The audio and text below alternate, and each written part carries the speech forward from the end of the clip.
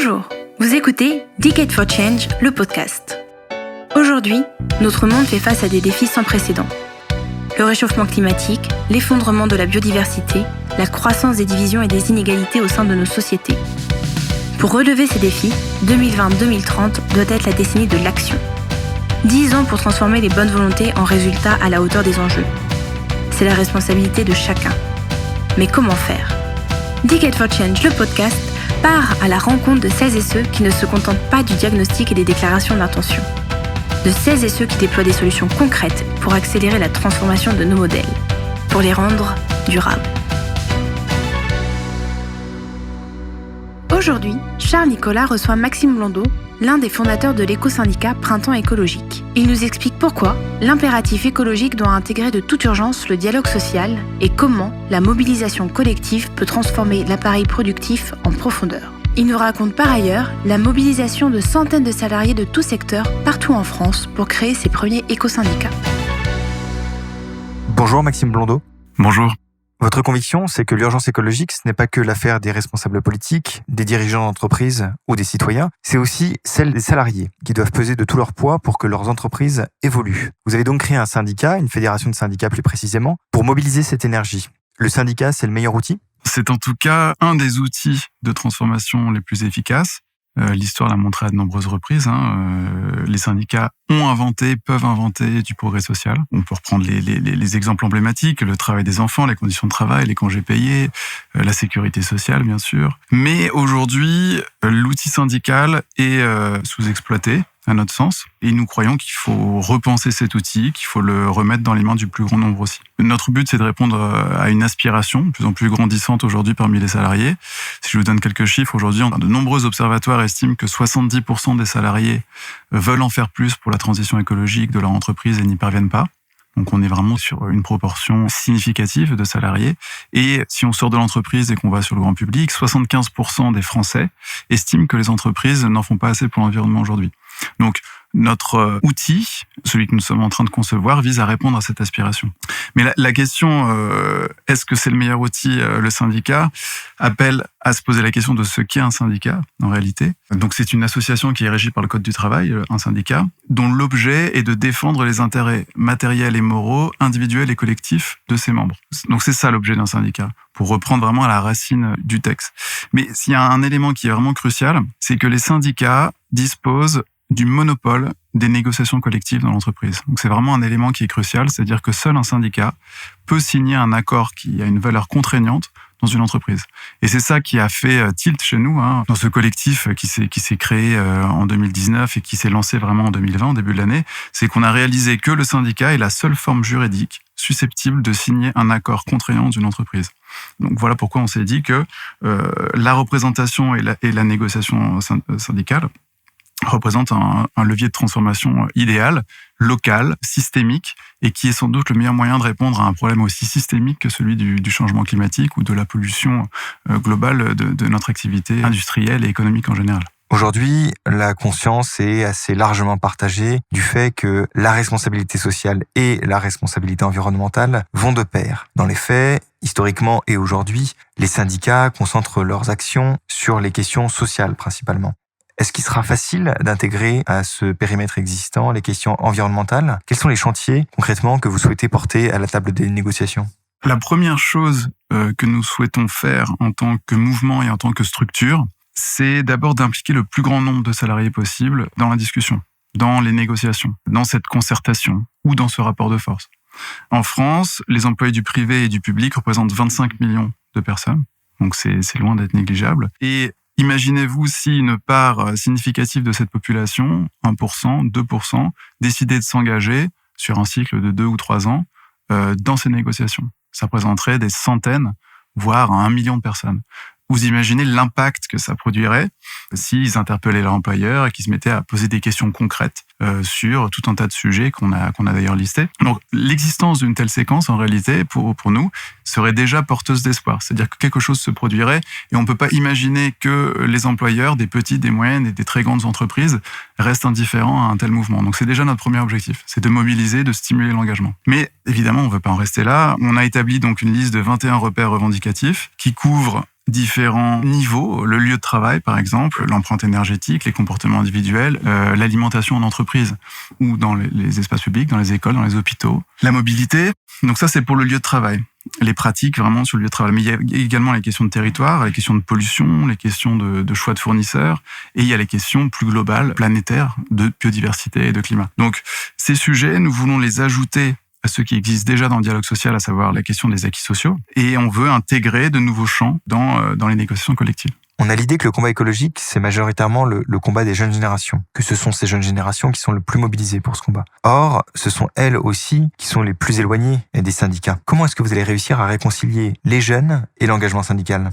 Alors oui, avant tout, notre travail va consister en un effort de pédagogie générale, c'est-à-dire qu'il va falloir expliquer en quoi est-ce qu'un syndicat est un outil utile, si je puis dire, en tout cas avec un potentiel de transformation qui peut répondre aux aspirations des plus jeunes et des moins jeunes d'ailleurs, mais il y a vraiment un travail de pédagogie, d'explication.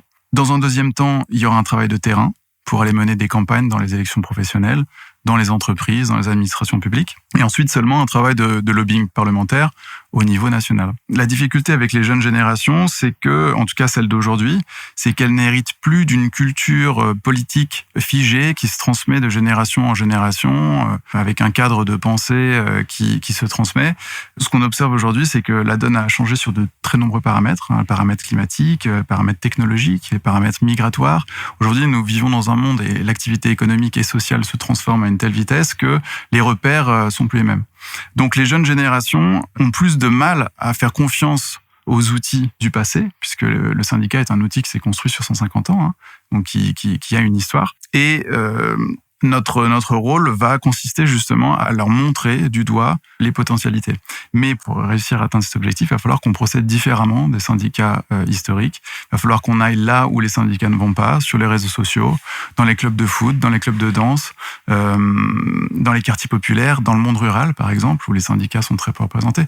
Donc on a vraiment cet objectif d'aller parler différemment de l'idée de syndicat et de montrer par une approche très pédagogique, très explicative, en quoi cet outil peut apporter de nombreuses solutions à nos problèmes contemporains. Quels sont les profils de ceux qui se mobilisent déjà au sein du printemps écologique ? Qu'est-ce qui les motive ? Alors, le point commun, sans doute, entre les premières centaines et les premiers milliers de salariés aujourd'hui qui se manifestent partout en France, puisqu'on a plusieurs groupes locaux dans différentes grandes villes de France, notamment à Bordeaux et à Lyon. Je dirais que le point commun, c'est que tous ont chevillé au corps un sentiment d'urgence. Et ce sentiment d'urgence, qu'est-ce que c'est en réalité ? C'est une forme de peur, faut prononcer le mot, c'est la peur de disparaître, ou pire encore, la peur de faire disparaître tout ce qui nous entoure.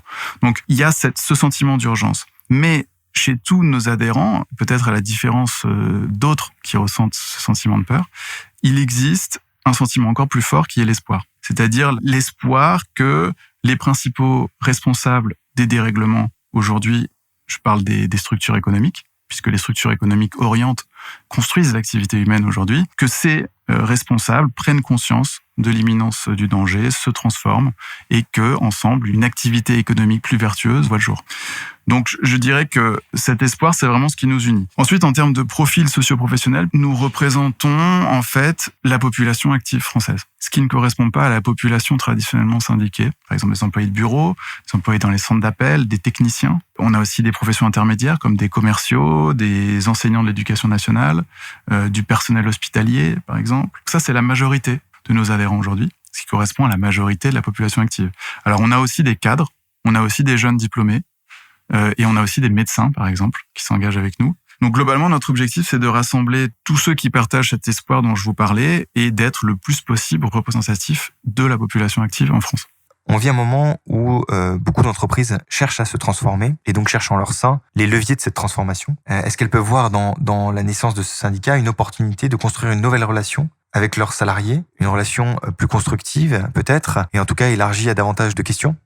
Ce qui est important pour moi de préciser, c'est que les syndicats historiques ne correspondent pas en réalité, en pratique, à l'image qu'on s'en fait.